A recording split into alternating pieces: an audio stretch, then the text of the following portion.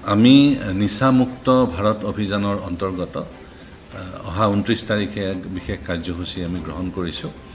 ৰাতিপুৱা 6 বজাত আমি 21 kilometre half marathon run for happiness বুলি এক মাৰাথন প্ৰতিযোগিতা আয়োজন কৰিছোঁ আৰু এই প্ৰতিযোগিতা আমাৰ আসাম এথলেটিক এছ'চিয়েশ্যনৰ দ্বাৰা স্বীকৃতিপ্ৰাপ্ত আৰু ইয়াত বিভিন্ন অৰ্গেনাইজেশ্যনে সহযোগ কৰিছে। আমাৰ SM গ্ৰুপৰ পৰা আৰম্ভ কৰি স্মাইল এছিয়া, SSB তেখেতসকলে সহযোগ কৰিছে। আমাৰ অসম পুলিচ এই গোটেই মাৰাথনটোৰ লগত জড়িত হৈ আছে আৰু ইতিমধ্যে আমাৰ 100তকৈ অধিক প্ৰতিযোগীয়ে আমাক অনলাইন যোগে যোগদান কৰিছে আৰু এই প্ৰতিযোগিতাৰ লগত সংগতি ৰাখি আমি পুৰস্কাৰো 10টা পুৰস্কাৰ আমি ৰাখিছোঁ আৰু এই 10টা পুৰস্কাৰৰ প্ৰায় মূল্য 1 লাখ টকাৰ ভিতৰত।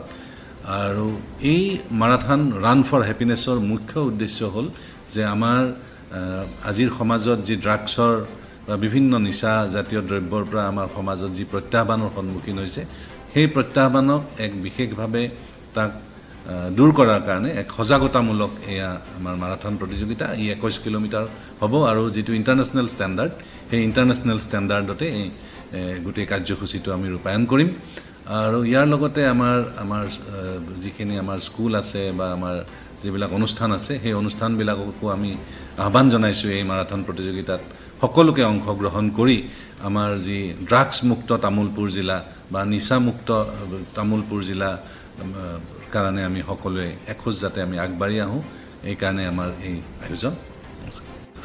ৰান ফৰ হেপিনেছ 21 কিলোমিটাৰৰ এক মাৰাথন, সজাগতামূলক মাৰাথন, য'ত আমি নিচামুক্ত ভাৰত তথা ড্ৰাগছ ফ্ৰী তামোলপুৰৰ উদ্দেশ্যৰে এই মাৰাথন আমি কৰিছোঁ আৰু ই